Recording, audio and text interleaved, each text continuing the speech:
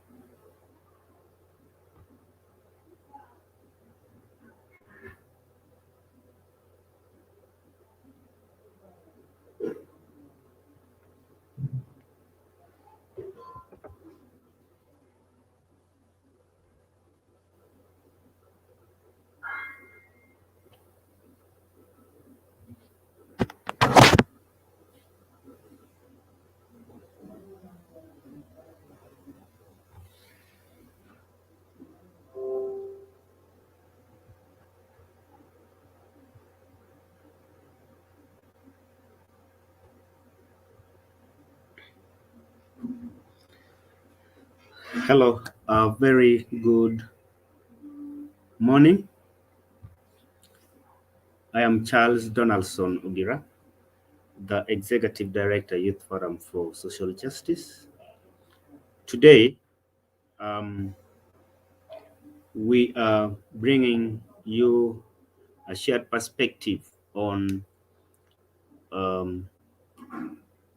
defending the civic space, protecting grassroots human rights defenders, and of course, who are promoting environmental justice. And our case scenario is Abim District.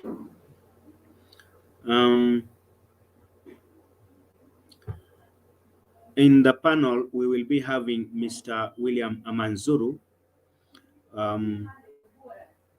He was a European Union Award winner 2019.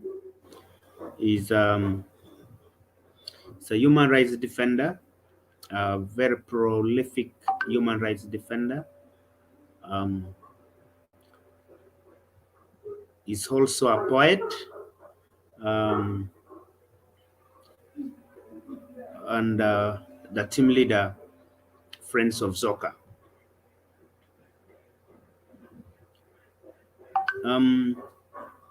Mr. Amanzuru is an environmental human rights defender, and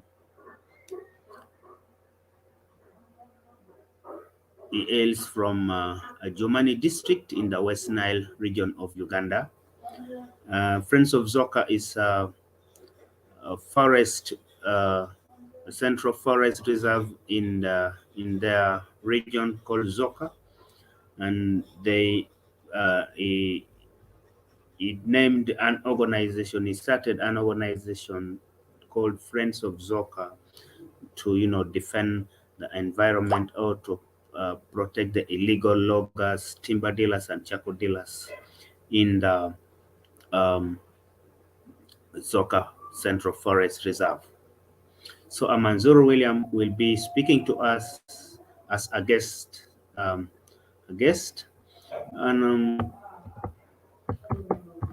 will because he also a grassroots human rights defender. Um, we will also be having another panelist, Kamali Robina Auma.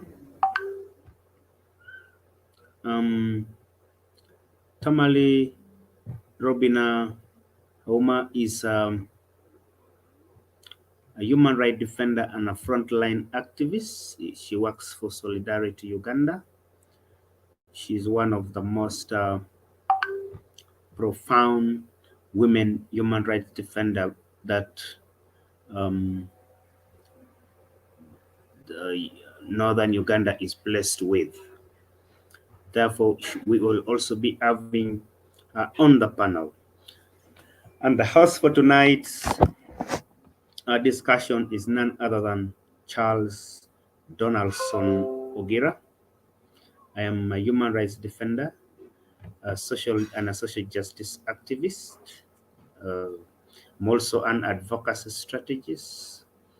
You can hire me for all your advocacy plans, and we'll have all the injustices in your community exposed to the world, and of course, perpetrators held accountable. So, ladies and gentlemen, the purpose of this discussion today stems from a case scenario in Abim District where there is a high rate of illegal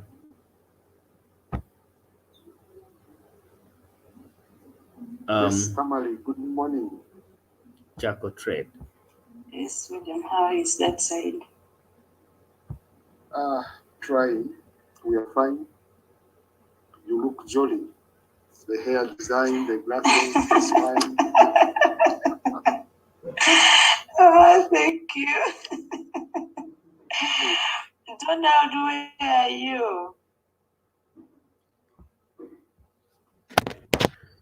Uh-huh.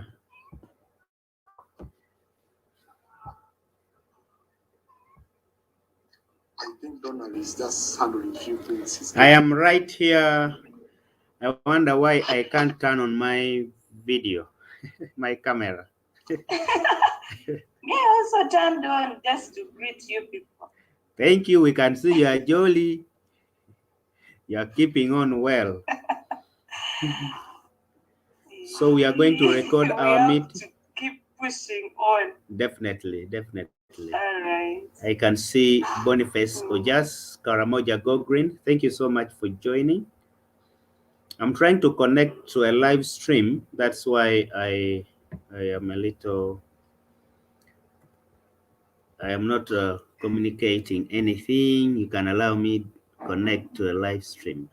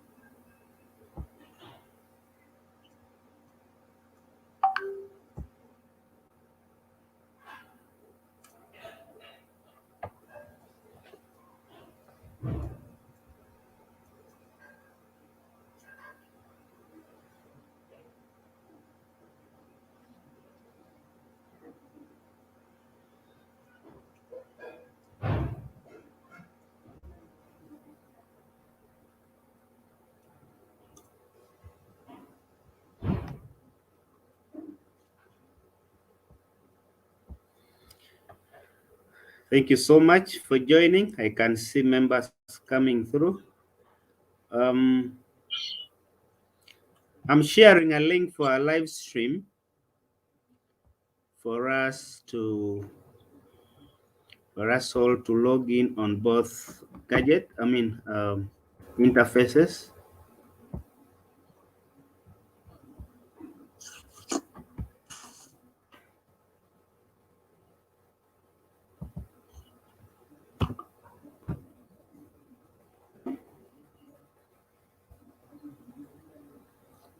Hello, Musab. Hi, Sudan. Hi.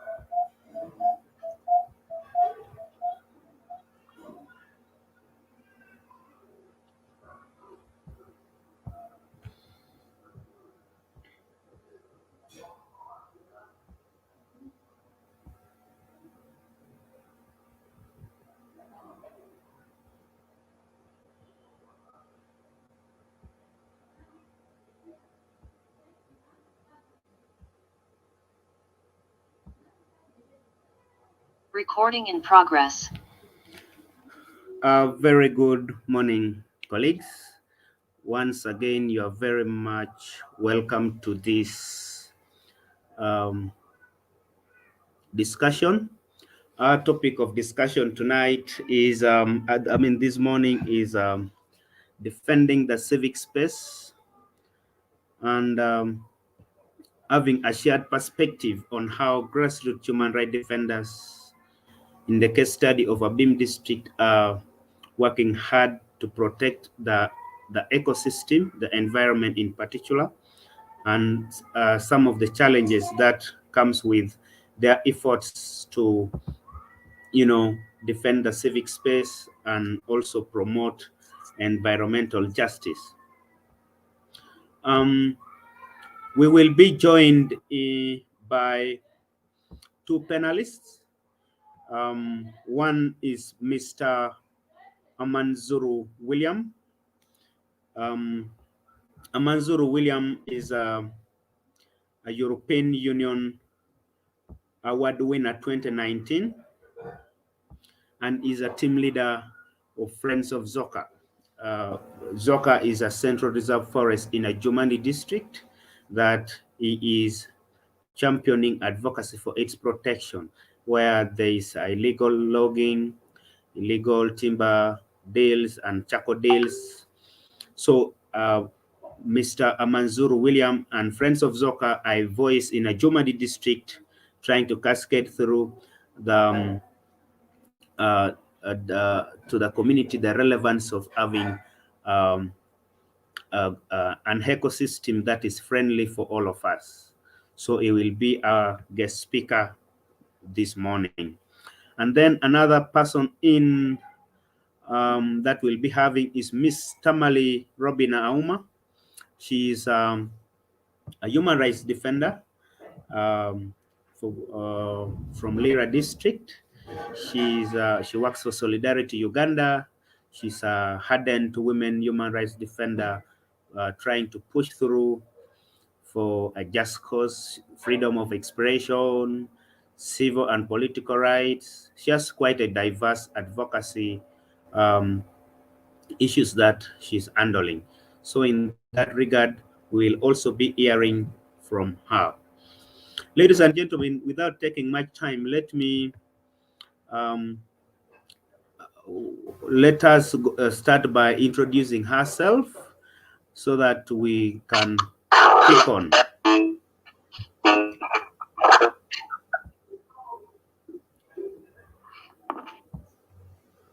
Kindly mute when you've joined. Thank you. Thank you so much for joining. Yeah, so we are going to kickstart with introduction. I am Charles Donaldson Ogira, the Executive Director, Youth Forum for Social Justice, a grassroots human rights defenders organization in Abim District, Karamoja Sub-Region. I think I will also introduce my good friend Musab from Sudan. Hello. May you turn on your video for us, if you don't mind. Hi everyone, I'm glad to be here with you. Thank you. Thank you so much for joining. Let's introduce ourselves very fast.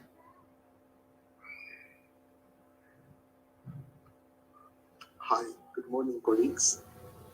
My name is Amanjuro William Leslie. I'm the team leader of Friends of Joker, a grassroots movement and no, for him, he stays in the home. we're in Ajumani. We do work in relation to development and climate justice across the region, but with a lot of emphasis on what is taking place in Ajumani, Moyo, and Yombo.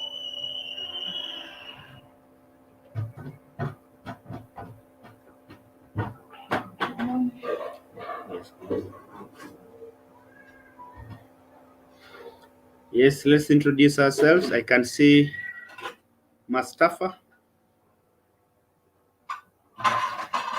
Yes. Good morning, members. Good morning. By the name is Tamale Rubinauma. As earlier mentioned by Charles, I am an HRD, a grassroots HRD, and I work with Solidarity Uganda as the Rapid Response Coordinator, which handles protection and the well-being of HRDs. Glad to be part of this discussion because that's my center of interest. Thank you. You're welcome. Boniface, may you unmute?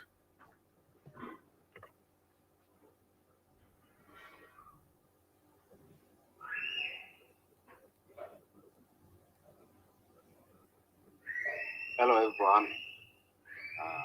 Good morning to everyone. I'm Boniface Jas. I'm the Executive Director of Karamoja Grid, youth initiative dedicated toward protecting the environment, inspiring a generation of community leaders and environmental defenders who are pro-environmental protection and conservation. I'm very glad to be here. I look forward to learning. Thank you so much. You're most welcome, Boniface. Thank you for joining.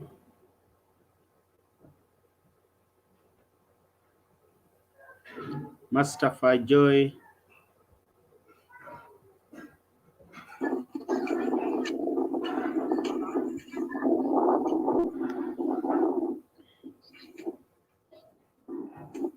Hello? Hello? Hello, we can hear you. Okay, good morning everyone. Good morning. Good Yes, morning. My name is Mustafa Gerima. The one driving the Save the Share agenda. I'm glad to be in this meeting this morning. You are very much welcome, Garima. We are very much humbled to have you as seasoned environmentalist. Thank you. Thank you very much. You're welcome. Let's stay tuned. Thank you. Yes, Joy? Hello, good morning, everyone. Good morning. This is Chamusta Joy, a student at Chambogo University and also an environmental activist at Kwen District, Kapchora, Sabay region. I'm so glad to be here to attend this meeting with you guys. So I'm expecting to know more about the meeting. Yeah, thank you. Have a good morning. All right. Thank you for joining. A very good morning. Hello everyone, it's me Musab Abdel Hadi from Sudan. I'm active in community work, with special interest in youth and children cases. Glad to be here with you. Have a good morning. Nice to have you here, Musab. Hi, Sudan. All right. Monday, David, may you? Thank you so much.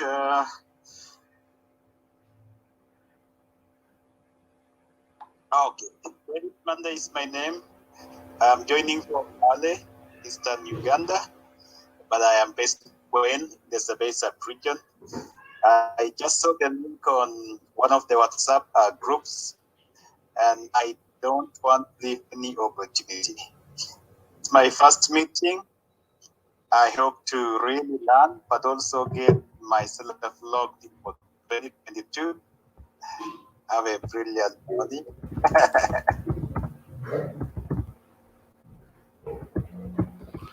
You're most welcome, David. We are glad to have you, and of course, to know that you are one of the voices in Kwen. All right. Is there anyone else we have left behind? If not, I'd like us to move into our next agenda, which is understanding the scope of this meeting today. Friends, human rights defenders, I greet you all once again. The purpose of this meeting is to have a shared perspective on how we can protect grassroots human rights defenders working in the grassroots to promote environmental justice. This stems from a case scenario that we have been working on in Abim District in particular, which is in the northeastern part of the country, which is facing a high risk of charcoal burning and illegal charcoal trade. And as we all know, climate change and our environment is a blueprint for the next generation coming after us. And as a youthful generation, we need to do all it takes to defend the ecosystem. We need to do all it takes to speak out on behalf of our local people who do not know much about the circumstances which come with a depleted ecosystem. We also want to know the challenges that we face in the civic space as we, cascade the advocacy to the grassroots community. As human rights defenders, we tend to be fraught in a lot of challenges with authorities who are, with whom some are aiding some of these deals. And how better do we have a stronger voice together so that we can, be in position to swing into action when a human rights defender is facing risk from a given region or from a given district? How do we come together as a collective voice to advocate for a just cause so that we are able to protect or promote the legitimacy of human rights defenders in protecting and promoting the rights of our own citizenry? Friends,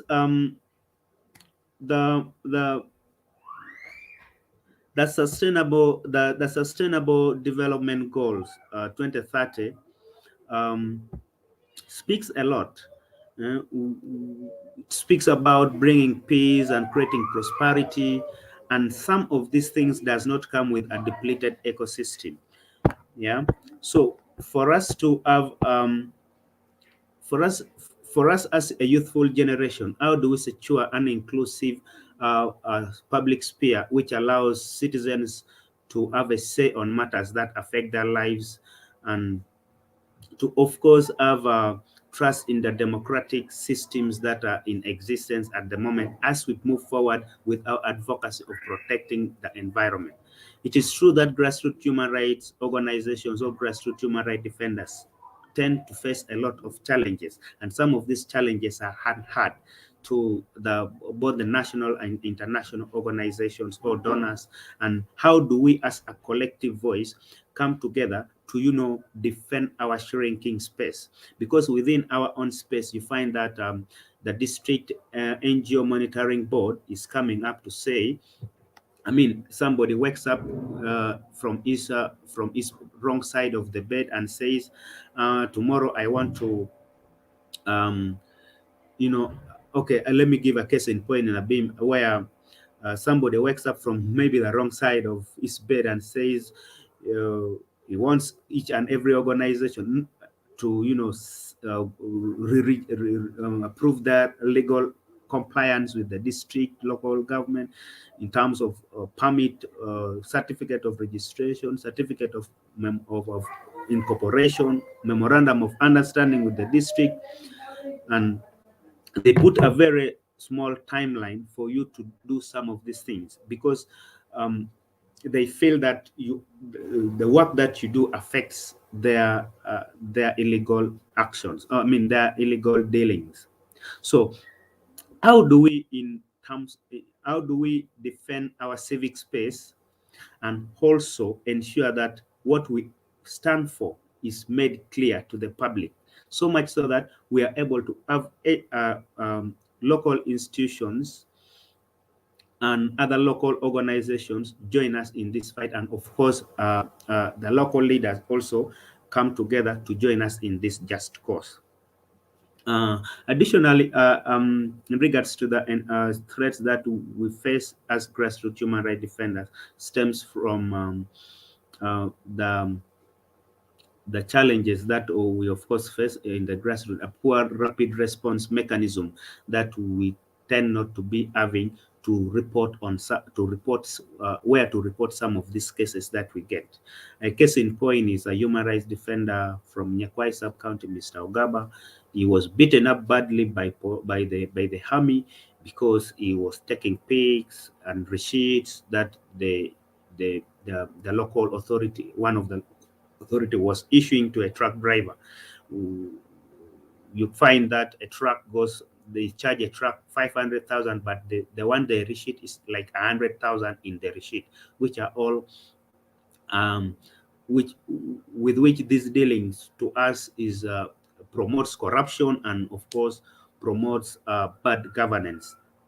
So how do we rise up to ensure that our human rights defenders in the grassroots reporting to us some of these cases are protected? And what are some of the channels of procedure we should use as grassroots human rights defenders to tailor our advocacy issues and even the threats that we face to the national institutions, national human rights institutions like the National Coalition of Human Rights Defenders who are in existence already to protect human rights defenders' work. Then finally, we also want to know what are some of the existing laws that exist that ensures the protection of human rights defenders as they do their work, and what are some of the limiting gaps that exist that human rights defenders faces in ensuring that their legitimate work is achieved. And then with that, we will be in position to demystify the challenges we face in defending the civic space and protecting grassroots human rights defenders. So ladies and gentlemen, without wasting much time, allow me bring forward one of our panelists, Ms. Tamale Robina Hauma from Solidarity Uganda, to have a say on this topic. Thank you so much. You're most welcome.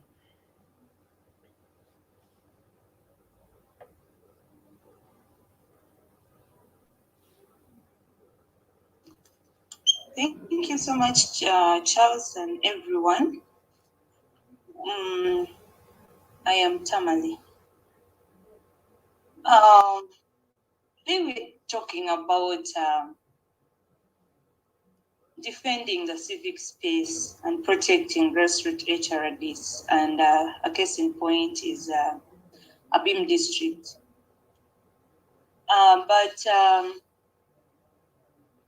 What interests me in this topic is that Uganda currently, not only Abim District, let me start with a national perspective, that Uganda currently is facing, I think, the biggest challenge in its civic space. And it's no longer like something that we do not know. We see it every day as HRDs and people who are seeking these spaces every day. Our civic space is shrinking, and we can witness from the various actions that are being taken, various limitations that are being taken, even when there is a law that protects us. We should be able to tell by now that we are not protected. I can openly say that, and I can be quoted on this, that the law is no longer protecting us, because when we speak, there is a limitation. Someone once said that there is freedom of expression, but after that, there is something else. So we are not protected. And with HRDs, people who work selflessly to defend rights of others, it becomes quite challenging. Once we can't speak, it means even we can't take actions. And this sends a signal that there is much to do than say. I have always talked about us talking and talking, having meetings and sending petitions after petitions. But then it's high time we looked into this and we said that there is something else that we can do. Let's take actions. For me, the civic space, basing on what we see right now, it is not something that is just going to be given to us. We are going to challenge those unjust actions against us so that we can achieve this space. That's briefly what I can say about the topic. Thank you. Thank you so much, Tamale. I can see some people have just joined. Falcon, Rose, maybe you introduce yourself moving forward as we usher in our guest speaker for this morning session. You're welcome. Thank you, Donald. My name is Rosa Kulo. I am a teacher educator. I come from Abim District. I come from Morulem sub-county, and I'm very passionate about environmental issues. When I saw this, really, I felt that it is in order for me to join. And I had my voice to your voices. Thank you. Wow, that is so wonderful. Thank you so much, Rose, for joining. Falcon.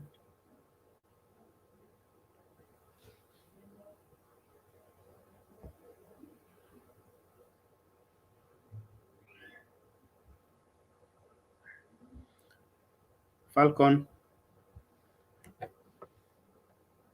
Muindo, introduce yourself moving forward. morning. My name is Muhindo Nwirin and I come from Kasese. Thank you so much for joining. Yes, Falcon, introduce yourself.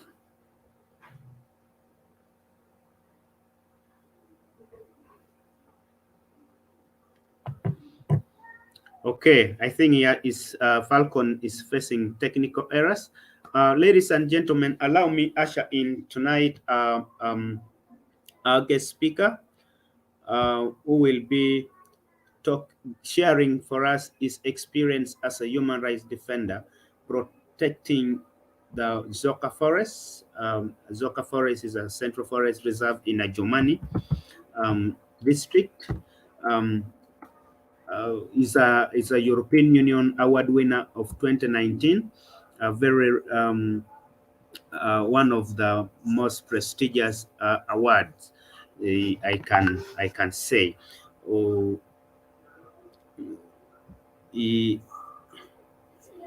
One of the very most prestigious award, I should say. So, Mr. Amanzuru William, you are most welcome.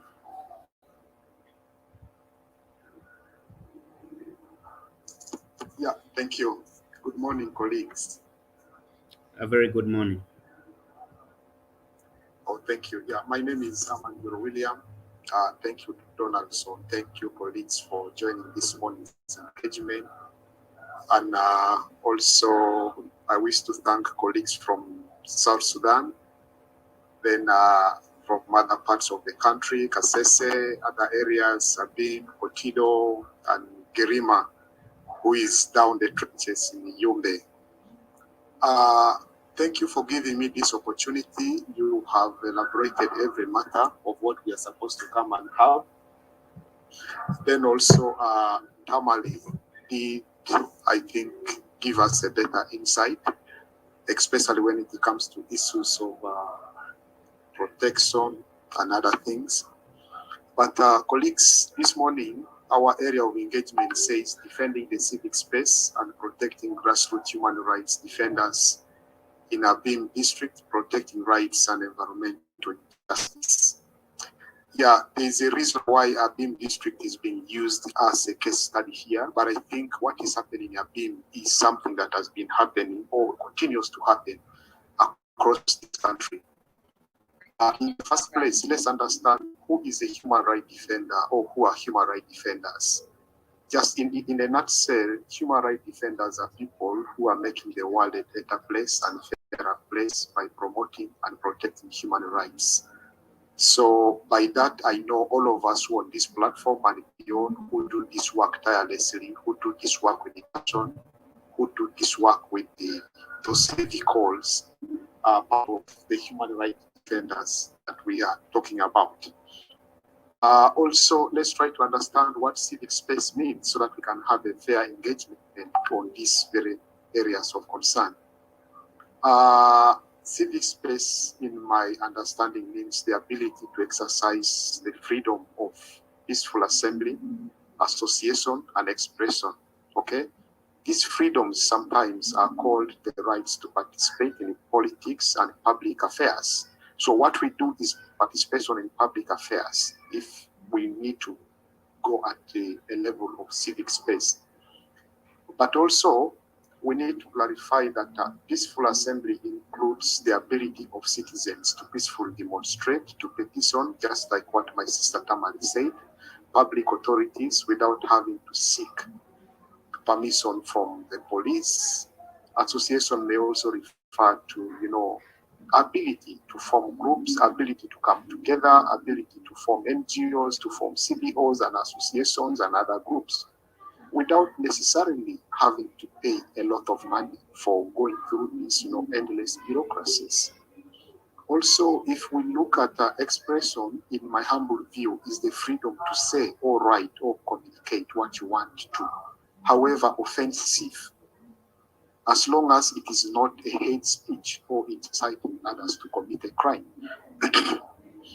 Looking at this background, where is our reality as a country? Where is our reality as colleagues in Abim, as colleagues in Adjumani, as colleagues in Yumbe, as colleagues across the country, as colleagues in South Sudan, as colleagues in Sudan, where is our identity based on what human rights defenders are, civic space, and all that? I think something that we don't need to underscore is the importance of civic space. Excuse me. You know, civic space enables citizens to participate in their governance and hold leaders accountable. Okay? That can only be done when there is a civic space for people to engage freely, people to engage meaningfully. Now, when we look at instances of leadership starts right from home, then it transcends and grows up to the national level. Do we have the ability to hold our leaders accountable? Do we have the space to even smile at them? Do we have the space to even merely wait to them? Do we have the space to tell them that this is wrong? We think our identity as humans here, our identity as collective people here must be in this format. If we do not have that, then there is a challenge.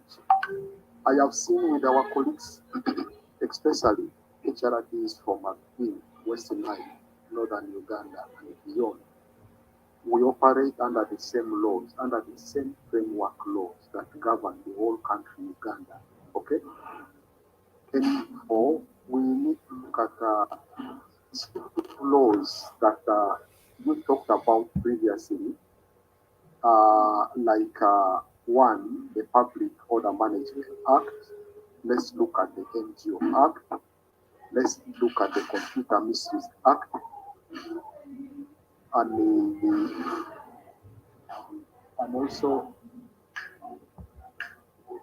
also let's look at other like policy documents that are there to restrict this space. Let's look at the Financial Authority or Management Act, something like that. All these are affecting our operating environment. Okay? For example, HRD is working with the NGOs and CEOs. Are they happy to register and report cases and report the activities? Do we have the capacity to do the same in, let's say, like our respective districts? Do we have the capacity to do the same in our respective engagements? Okay? The NGO Act, in my view, places burdensome requirements on many of us, which almost makes it impossible for us to register and run an NGO in this country. Yesterday, I interacted with my colleague Donaldson, who told me when they went for registration, I think their registration was denied or something like that. Now, what do we learn from all this kind of restrictive environment? Where do we draw the line from? So as we engage in our civic space, as we engage as HRDs, these are some of the areas that keeps challenging us. Notably, the 54 NGOs that were closed on controversy, the issues are in court, the issues are being handled there. Now, this is just a background for those of us who work with the NGOs. Then what of HRDs who are at individual capacity? Like my colleague Jerima, what happens to him when he is, gotten on the wrong side of those who believe he must be wrong?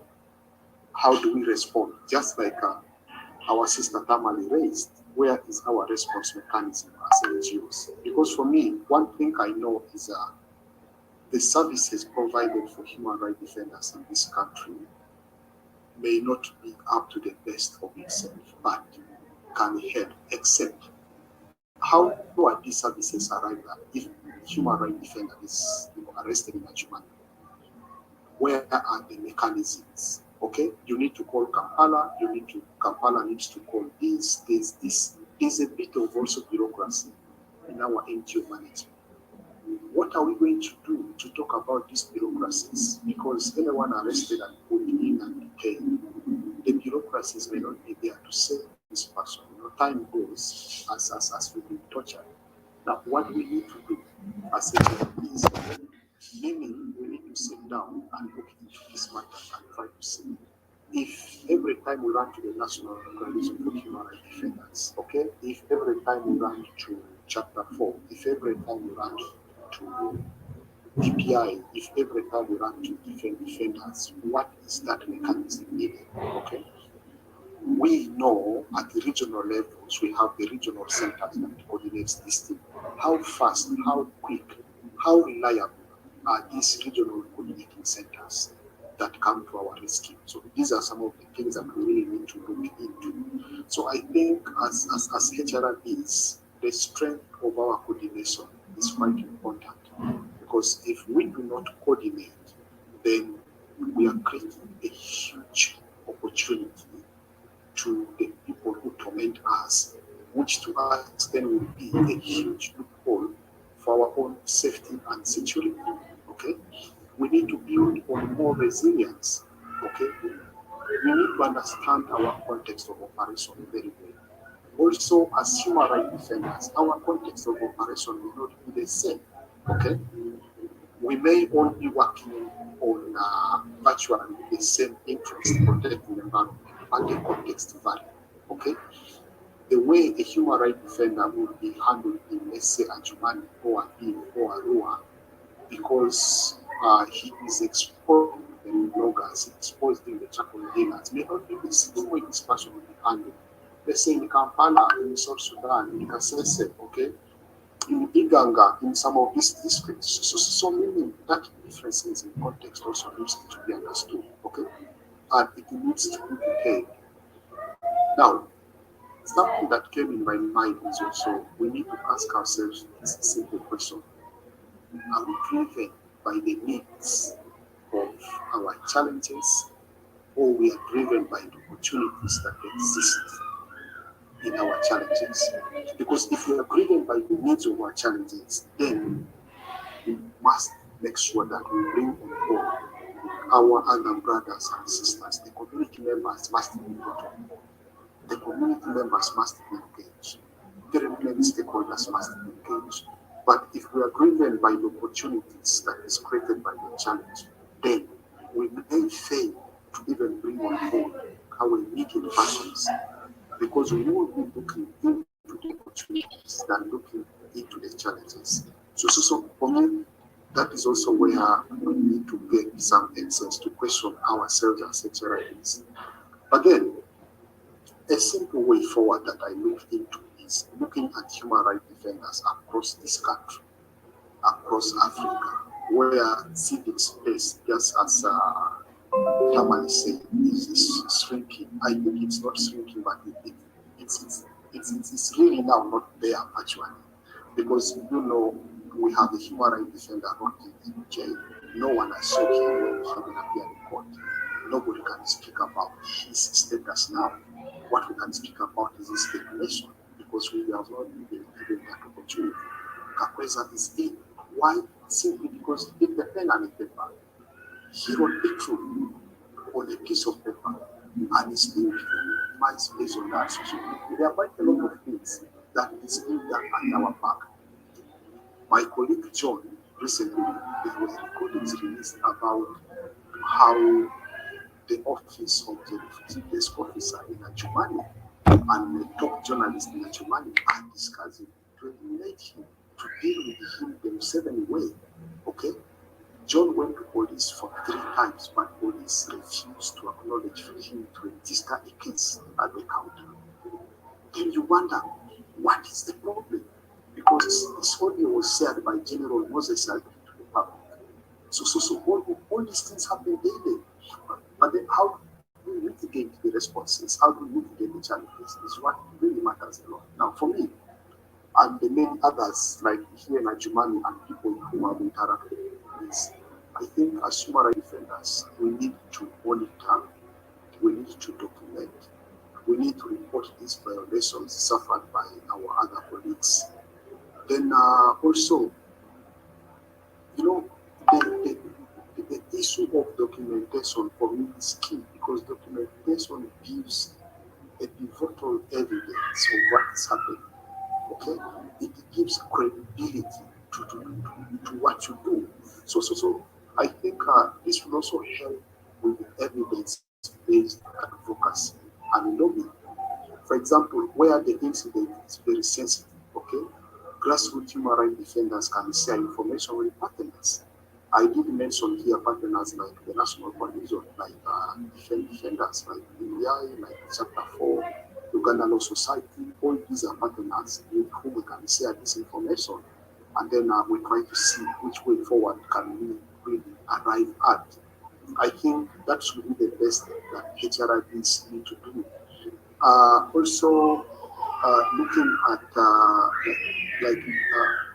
some time back, I was interacting with a good friend, I'm sure quite a good number of you know him, Mr. Yona Wanjala, who told me, to be honest, the issue of press conferences, okay, the issue of petitions, the issue of writing complaint letters. I think the government is used to these things, okay. Now, for me, it is time now we need action, okay. Can we get to the ground? Can we get to the streets to ask these questions? How hard it is? But also, I am mindful. Ugandans try the need to send a signal by not marching to the street but making a slight walk. We lost over 50 people in November. Okay, is that going to still continue to be the right responses? If we get to the street, is that how government will continue to respond? So all these are questions for us to ask ourselves and understand. And also, I think if human rights defenders are targeted while defending their civic space, the best we can always do is, as I said previously, we need to run to our sister organizations that can analyze their country, highlights here and there, so that we see how do we engage better. And also, this will all at the National Coalition, we have these regional, coordinating centers. Can we make use of these regional coordination centers? We get to understand also operation levels better, so that it gives us the capacity to see how do we integrate around us.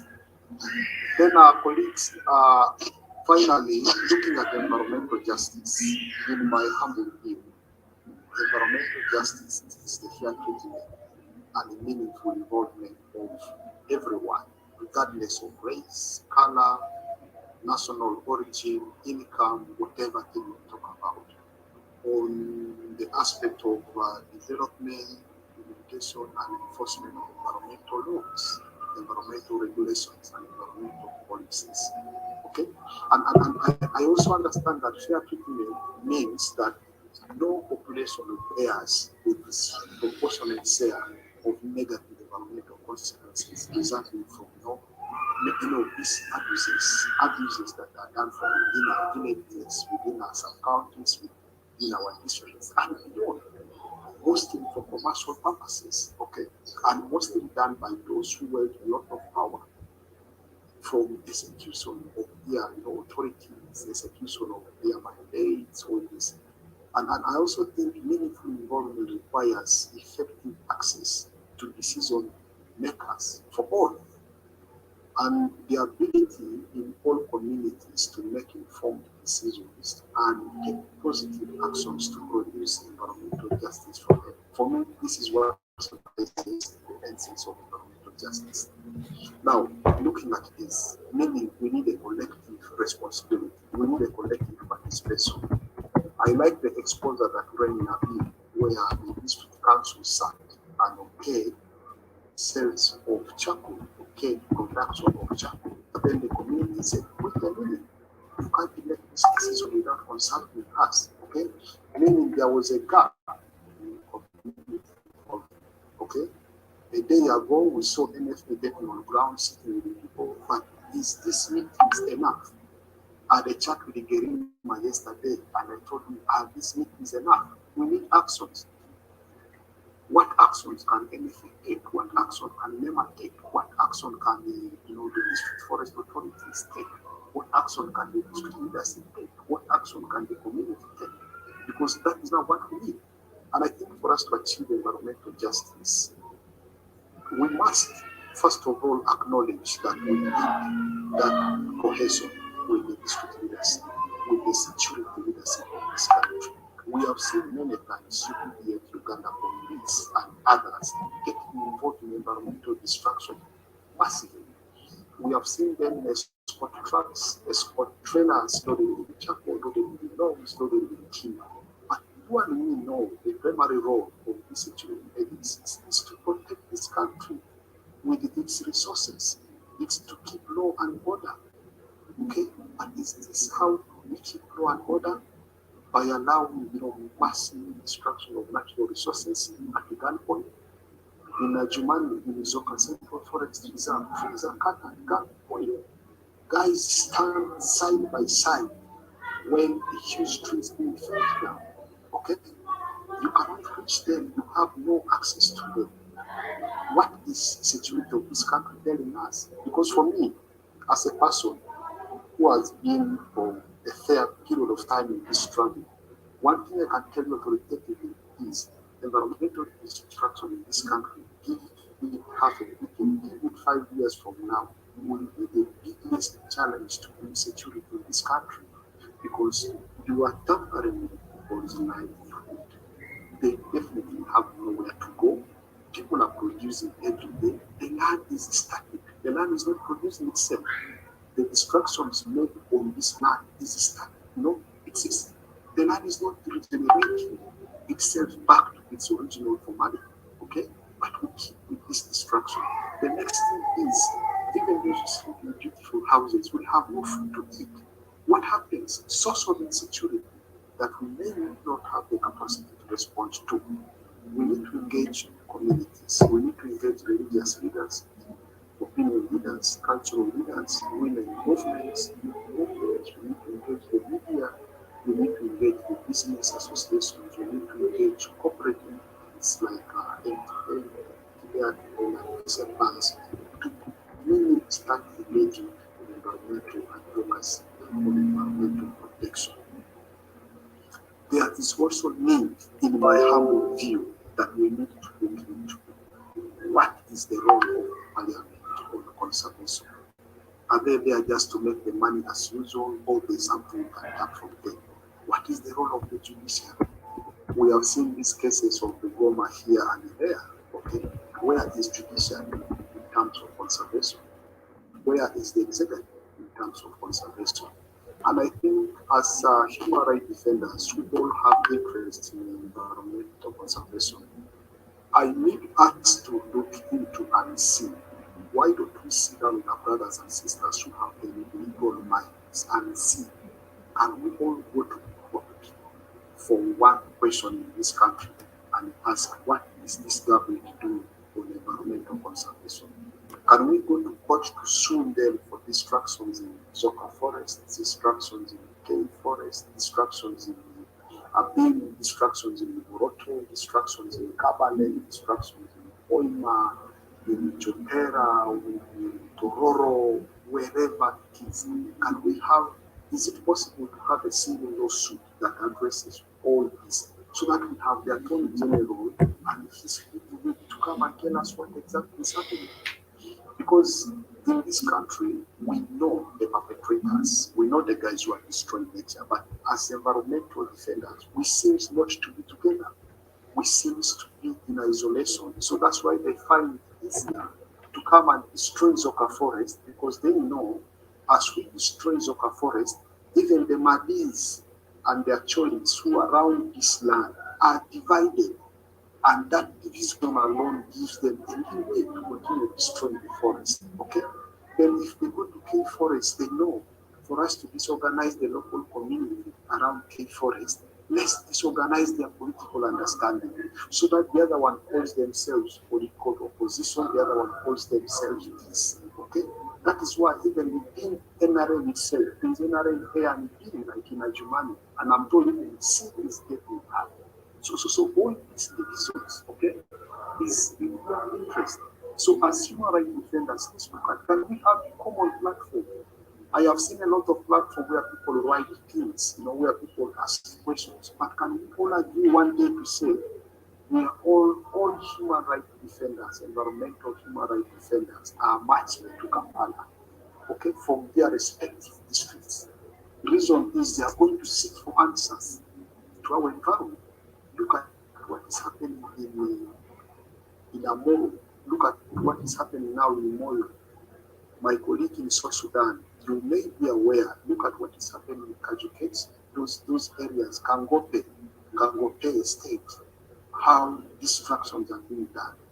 So colleagues, I think it is where I can stop as of now as we keep engaging. I'm sorry, I'm sure maybe my background has not been well, and also maybe network will have been on and off, but of course, those are some of the normal challenges we go through as we keep on this kind of advocacy. Otherwise, Donaldson, I will request to give an opportunity for Mustafa Gerima to share with us briefly what he does down there and in the Yumbe. They have been meeting him quite often, and towards the end of the year, we had a talk show together with him. I can tell you, a gentleman confessed that all these trucks in West Nile are owned by General Salim Saleh. And this is now a public confession. It's a confession from the least members of our society. So it tells you how truly traumatizing the situation is. Thank you. Wow. What a wonderful submission, Mr. Manzuru. If we all heard what Mr. Manzuru is saying, it means that everywhere in the country is at stake. So it takes now our participation to, push back some of these challenges that comes with injustices in our communities. It is not only environmental injustice. We have a lot of social injustice issues unattended to, a lot of human rights violations unattended to. So we really need to stand on our feet as human rights defenders to cascade through some of these issues to the understanding of our local people. If we don't do it, we'll stand blamed for that. And honestly speaking, the challenges that any human rights defender from, say, Karamoja, say from Abim, West Nile, Western Uganda are almost the same. And in that regard, we should never shy away from speaking the truth to power. We are entitled by Article 38 of the Constitution to participate in the governance affairs of our communities. And by that, you are constitutionally mandated to speak up on the issues that affect your local people. So you either be a voice where you are now, or you subject that community to total vulnerability. Ladies and gentlemen, I really can't appreciate our guest speaker enough for the thoughtful discussion that he made through. So I can't really deny Mr. Gerima the honor to welcome him. He's one of the most ardent defender of environment, promoting shea tree conservation in Yumbe.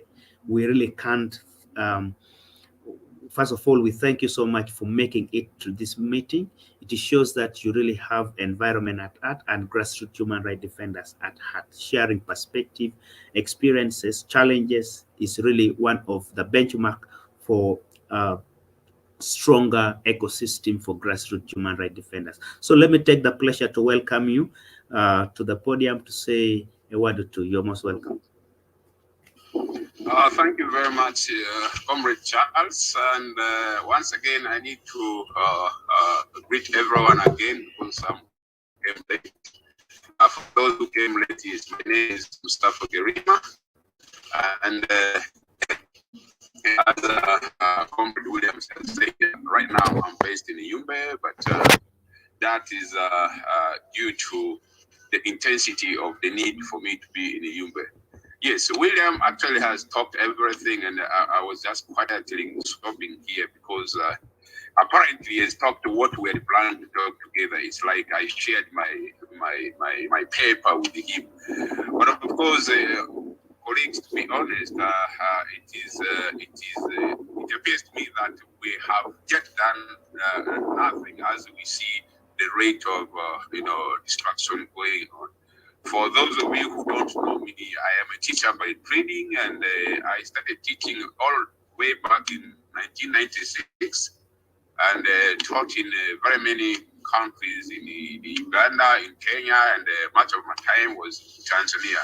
It was until I came back to visit this country that I saw too much was done. Then I compared it with Tanzania, where they are using the natural resources for their livelihoods. I said, now what is happening to our place? And Uganda, to be honest, is more beautiful than any other of the three primary East African countries. But where we have reached is really very, very, very appealing. And so I decided to come out of that gainful employment to do this. And here on the group, I have seen somebody coming from Kasese, and I must say that Kasese is where I added my thoughts for this environmental activism. It's a place where I really moved to see what the other side of the country is doing, and if I hear a name, you know, automatically know where it's coming.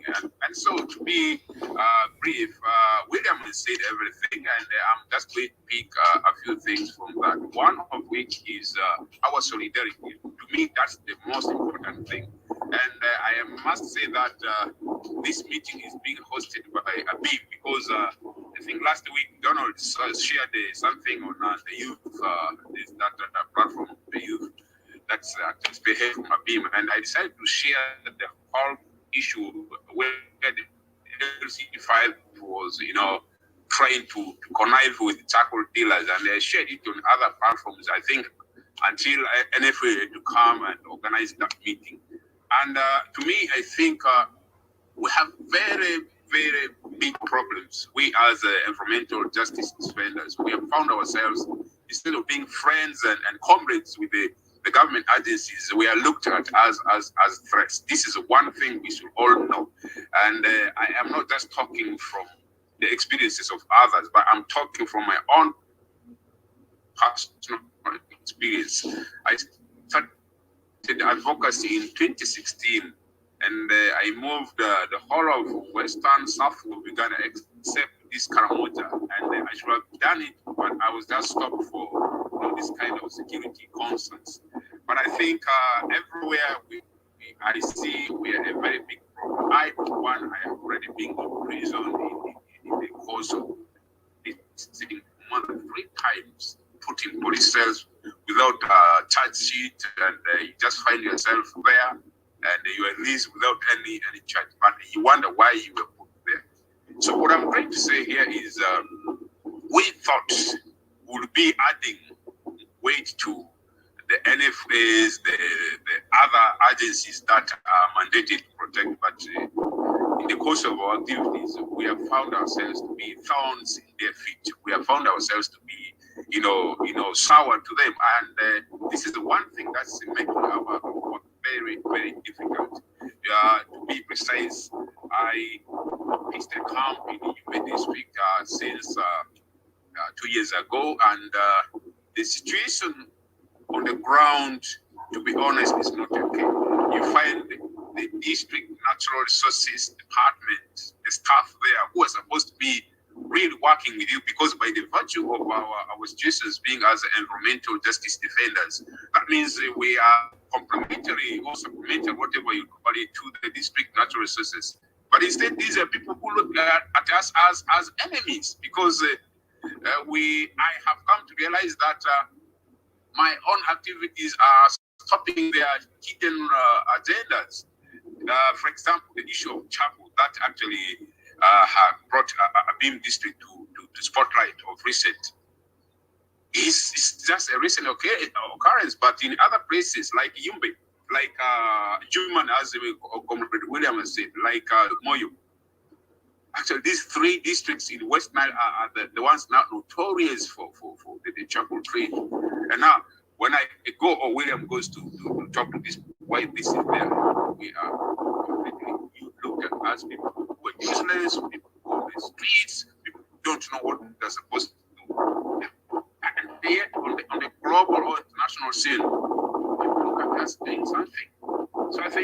William has said for us to have these things done, at least bring a kind of tangible effect. We need that solidarity. We need that unity. When I heard about the Abim issue, I actually wanted to rush straight away to Abim. But of course, you know, challenges. One, transport. This time movement is not easy, and it is. But of course, as I talk now, my heart is still in Abim, because last year the issue of Aglang in Agago district, we all became concerned, and had it not been because we had some through Comrade Williams, we got in touch with our trees lead answers that pressure group from Gulu. So we had to move there, and these guys moved ahead. By the time we arrived there, they were there. So if we can have this kind of network, this kind of coordination, I think our advocacy, our defense is going to be okay. But really, it's very unfortunate that we are not friends to the powers that be. To be honest, for some of us who have now gone into this kind of suffering for quite long, we may not even mince our words. We may not be in that kind of fearful situation. So it is not easy, really. And to me, I always say, the more you challenge me, the better energy you're giving me. So it's not easy. It's not easy. So I think I will always wish that one day, if the situations could allow us, we could either meet for greater north part of it, because I'm happy that there were some colleagues coming all the way from Civic. That's a place in Kapchorwa where I camped there for 6 weeks. I know even the whole situation there. But the good thing is, when I was in Kapchorwa, the natural resources department was very, very, very kind to me, and we even organized the radio talk shows in the Kapchorwa radio stations together with that. I think this is the spirit we needed, but in other places,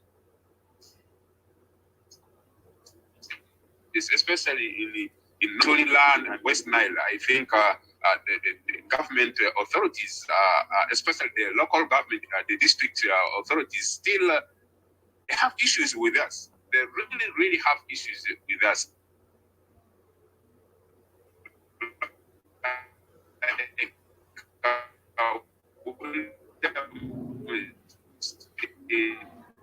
Our colleague, but because he's already been sidelined. When we analyzed the audio, we found that the one who was behind that thing is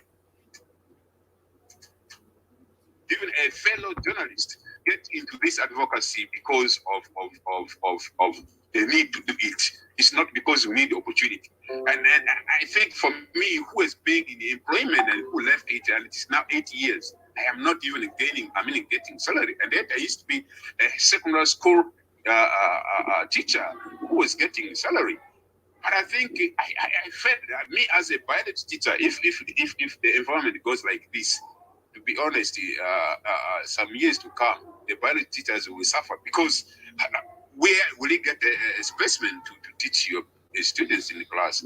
So I think I would have talked much, but it is really touching. And the good thing is William said everything, and I will only call on fellow colleagues, let's have a united voice. And as William said, some of these things he said are the ones we usually discuss with him in our privacy. The issue of having so many meetings, sittings, that's talk. As for me, my philosophy is I always walk the talk. That's why I'm known to be a walking person. I just don't walk because my body allows. I'm trying to translate this follow.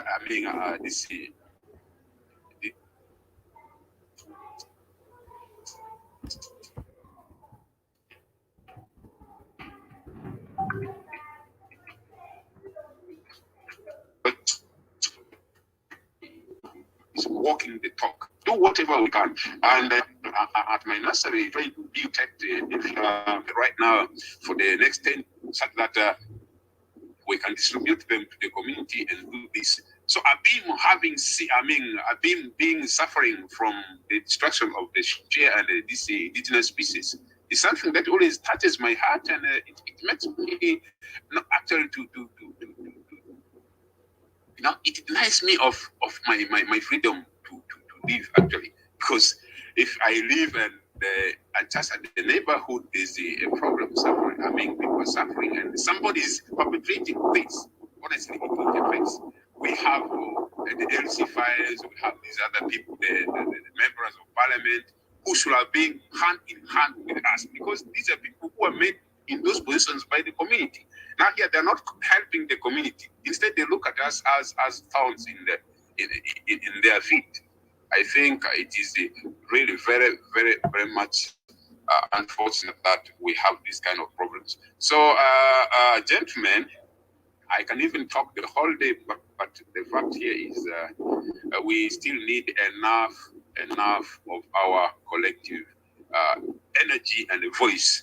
And I will only end up by saying, as Williams had said before, I think if we will have a stronger voice, we have so many platforms, but I think these platforms are not yielding enough.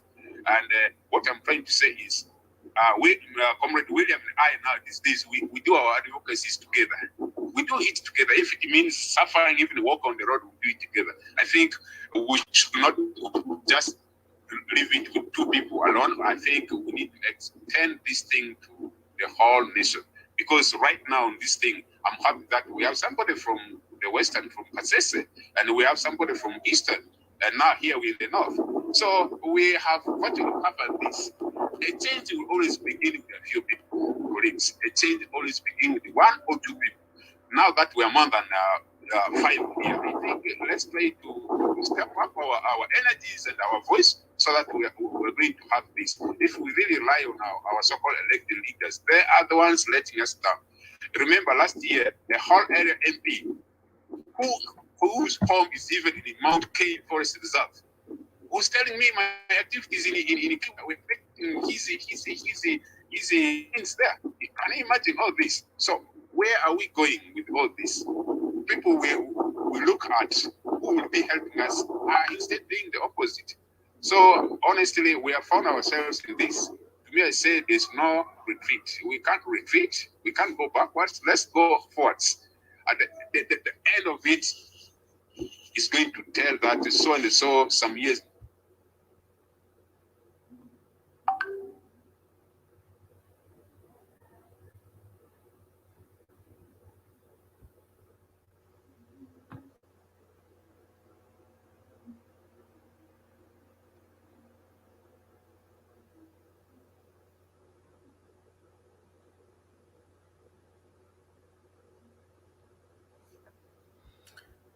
Sorry.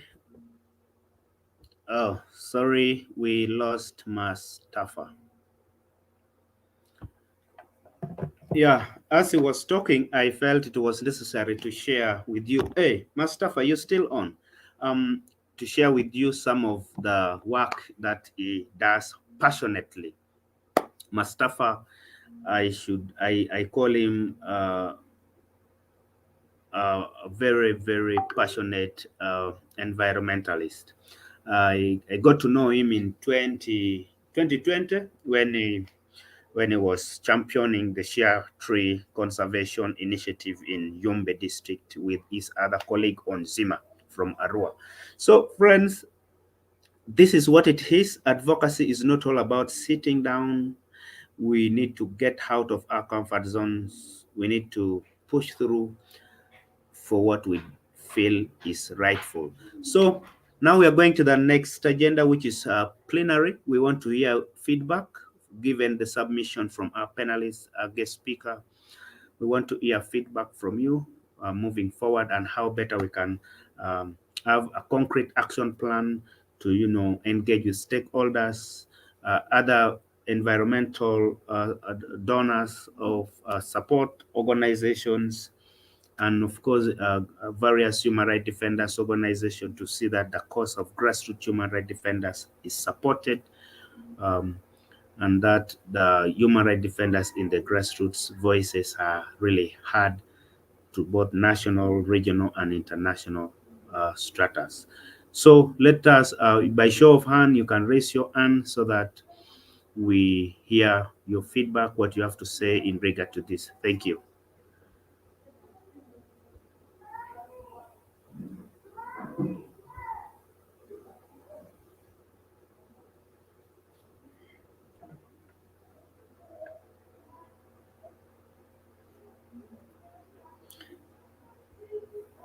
Yes, Rose. Rose, you wanted to share with us your perspective on the issues of environment in Abim. Please unmute and have a say. Donald, thank you and the team. If you don't mind, Yeah. you can turn on the video for us, your camera, so we can know who is talking. My face is ugly. I don't want to be seen. Oh my goodness, there's no human being who is ugly.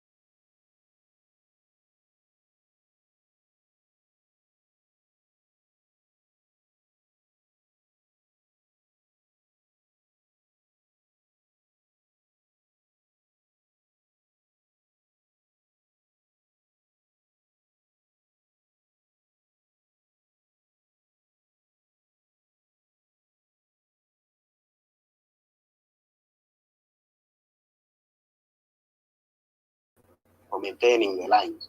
We verify.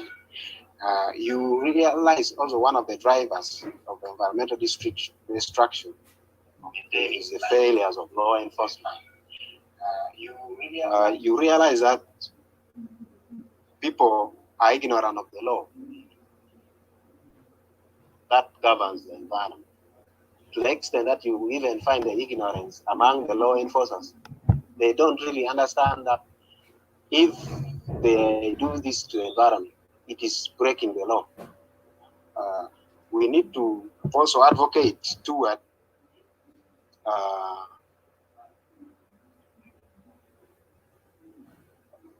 rolling toward mass sensitization of on the existing laws that affects them, and we need to hold these law enforcers accountable.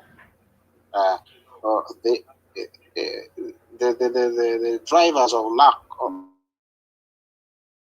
enforcement would also be combated if we look toward advocating for arresting the corrupt officials and penalizing them. We need to follow up these people. We need to say, hey, we heard that these officials were doing this kind of alliances in our area. We know it is illegal, and we have to follow after these people until we find out that justice is taken. If we fail at the local level, at the district level, we go to the High Court. If we fail at the High Court, we go to the East African Court. Or if possible, if we can come together and work together, we will go toward even the AU. Who doesn't know? The AU is against environmental destruction. Yes, Boniface, be summarizing. The UN. Hello? Be summarizing. I was trying to work on the drivers and how best we can advocate it. We realize that one of the drivers that our value system as human has broken down. We don't value what we have or what we find in place. You realize that a person would rather build a house instead of would cut trees established in a place to build a house instead of protecting those trees and, if possible, putting a house next to it. I really want to say that we have to sensitize people as we advocate for our shrinking space. We have to work toward sensitizing people, let them know these things. Because the problem is people don't know that if I destroy this environment, it is a problem. The ignorance and the dangers of environmental degradation and the information gap is too high. We need to work to advocate toward that. And if we fail as an individual,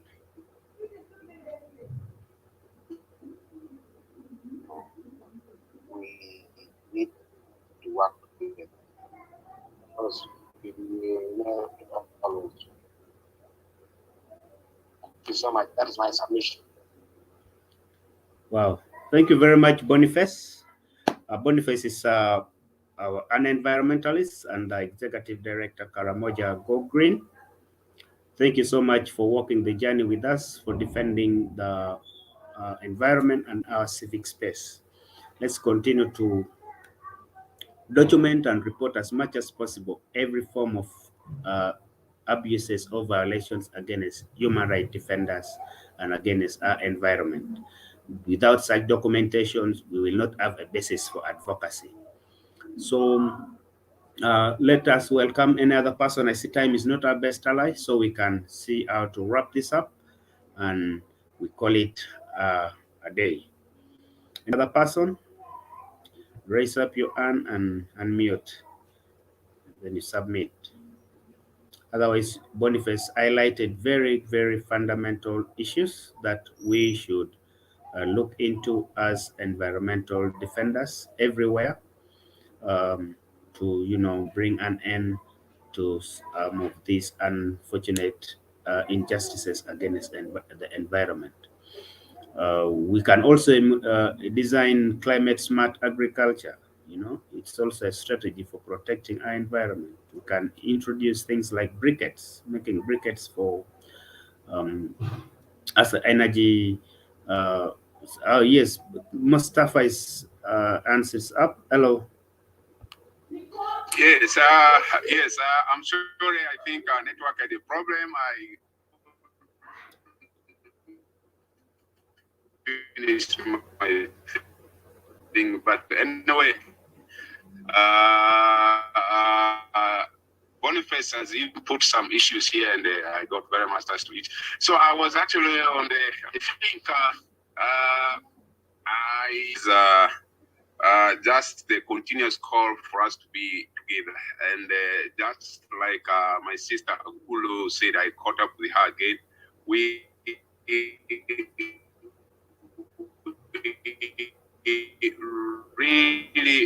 really now need to leave the situation of our offices, and I must just tell you that.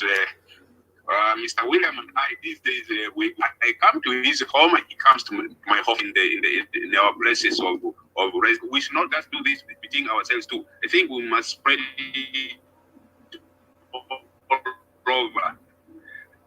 And the more voices we take, for example, if William and I come to Abim and we say, you people, what you're doing is not okay. If we had to go and meet the MC5, I think it will show us, look at these homeboys who are making noise.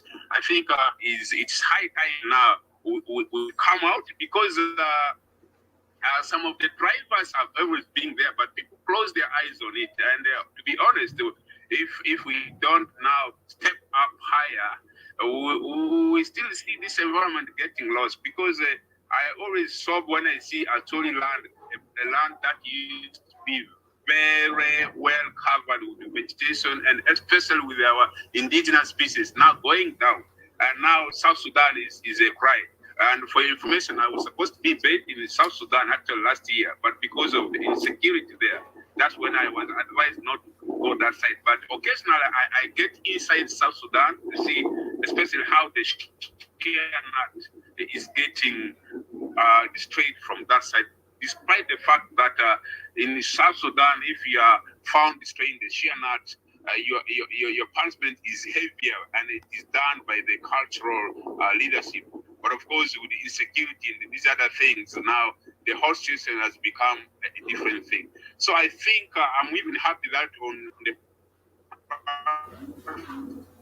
from today we have it stronger. It is high. We now have a common office. I will call it a common office. The problem in Abim, Charles leads it, and I will only call Charles from Abim as a coordinator. William.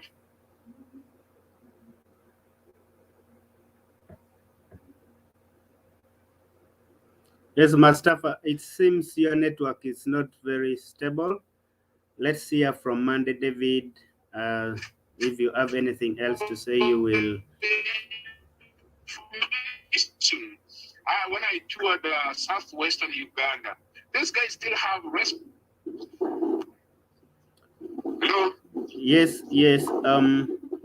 Mustafa, it seems your network is poor and we were not really clicking anything. Let's hear from Monday David. His hand was up, then we get back to you.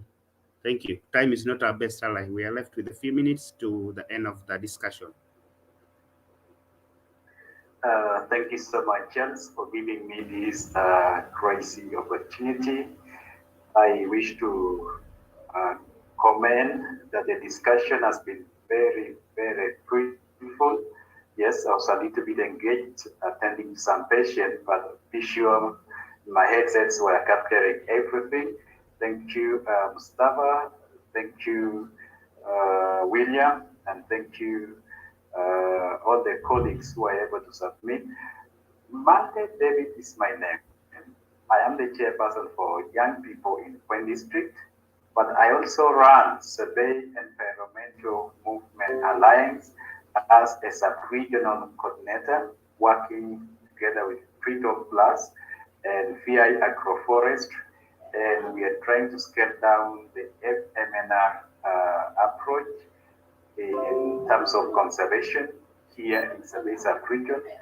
I'm also a promoter of tourism. To be honest, I'm a tour guide, but I run a tour company that is called the Robot Trail. This is what I am doing. Number one, whenever I hike around with the clients, these are tourists. First, in my home area, the embedded community, who were the historical and indigenous inhabitants of Mount Elgon. Since time immemorial, government allocated over 8,500 hectares of land, which was full of indigenous tree species, Prunus africana, Podocarpus, Abyssinicus, Jeffreria, and so on. As I speak, all the 8,500 hectares of land has been cleared down completely.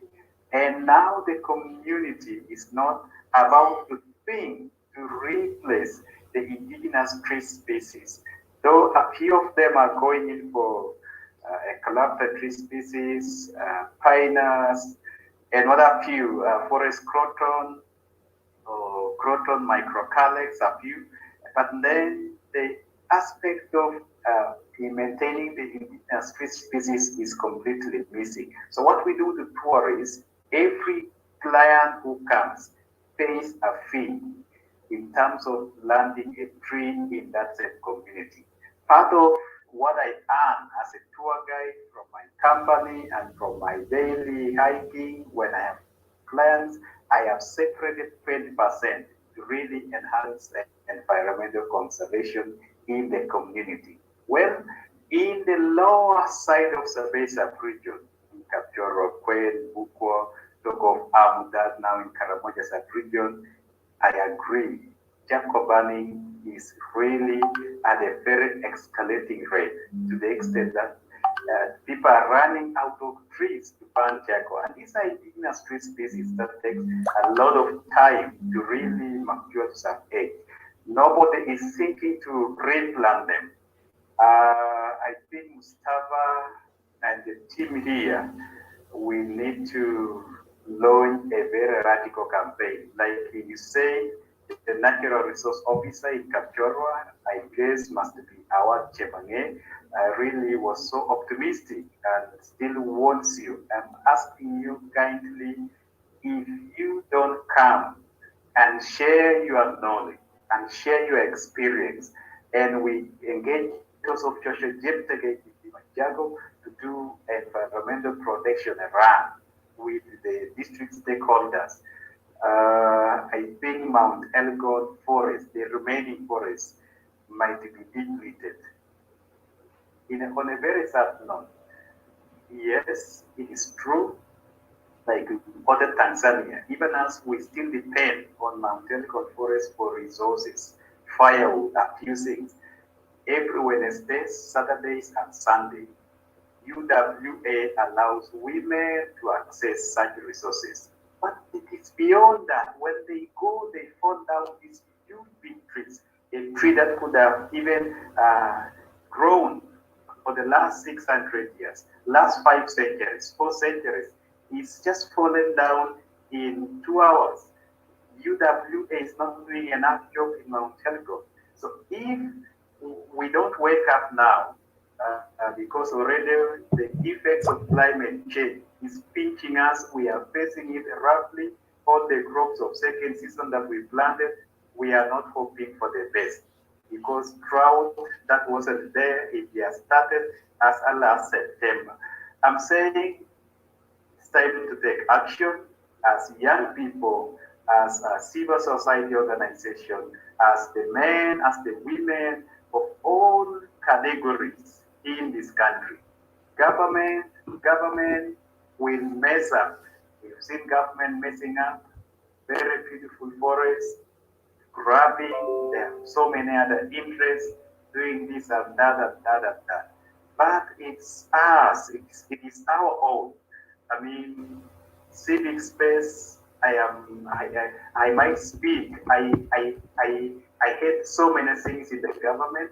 I don't like the way the system is running, where people are oppressed, but let me reserve that for another day. My focus is on environment. I'm a apiary farmer, and whenever I do that, there are always some free species.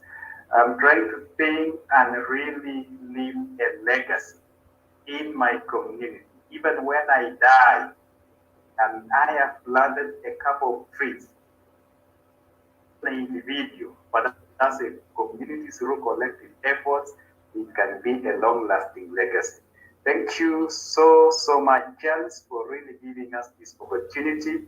I stand guided, but also look forward for more fruitful and productive engagements with action if possible. I am learning. We could also really be submitting some of the reports with evidence of what we do. David Monday is my name, Wayne District in the Sabesa region. Thank you. Thank you so much, David. I can't wait to tour CP Falls. Thank you so much for the great work you're doing there. You know, it is the small thing that we do which really will really help us protect ecosystem, which will help us, you know, promote and climate justice in our communities. Let us not give up. Let us, even if you don't get a penny, you know, your work will definitely at one point pay.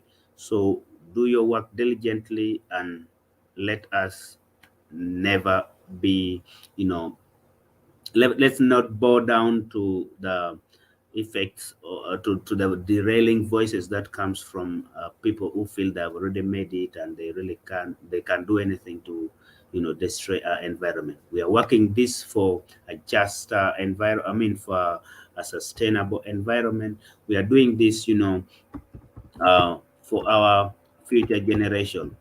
Yeah. So if we don't do it, who will do it for us? It is the youth power now, the youth power now that when put together will help us have good structures and, you know, the nation we want. So in anything that you do, just know that environment is a blueprint. Climate justice is a blueprint for the next generation, and we should uphold it by all means possible. Yeah. If we don't, someone once said, if you, in the previous conversation, that will we wait for the environment to cry, or are we going to cry with the environment together? So be the voice in that community you live in and speak up. We will always have your back. Whenever you're in problems, we will always have your back. And I also want I want us to really wrap this up, because I see we are left with only 7 minutes, and we have some other engagements, I trust, that we want to embark on doing. But I want to take this opportunity to thank our dear panelist, Mr. Manzuru William Leslie, Friends of Zoka, and Tamale Robina Auma of Solidarity Uganda, Mr. Mustafa Garima, our star environmentalist. Having you on this platform alone is very relieving, and sharing with us your perspective on how better we should rise up to protect our environment is really very, very energizing, and we can never back down from doing what we feel is right for the sake of our environment. You know, so in most cases, you're most welcome, Crane Malone.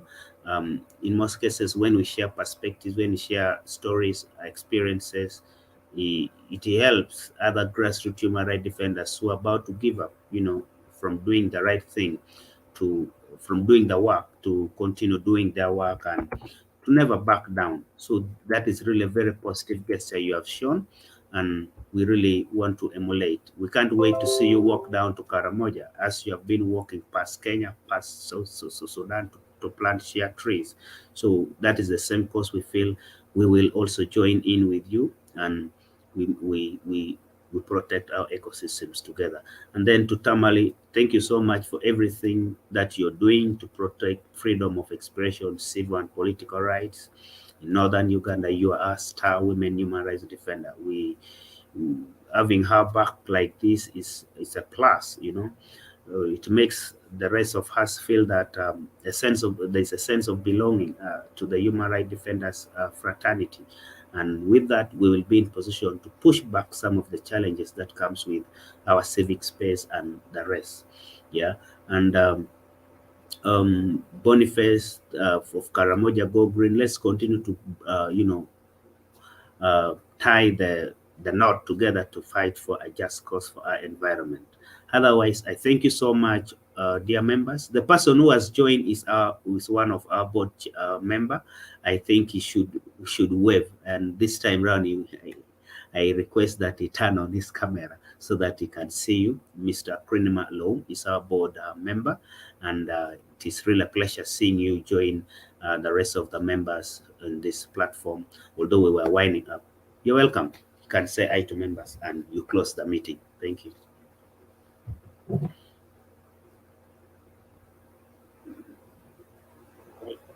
Thank you very much. Thank you, everyone. Sorry, I just chipped in the last minute. Something told me back a little. I'm very happy for the discussions. I'm sure I'll follow up from the recording that I see. While I was joining, I got I think for consent that recording is in process, so I accepted, and then I believe I will get the recording and follow up the discussions in there. I'm happy, and I encourage us all to hold our hands together as we strive forward to our common goal that we are looking towards achieving.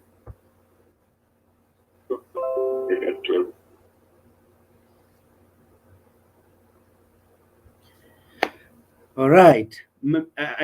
I also gave you the honor to close the meeting. Then we will do a group photo.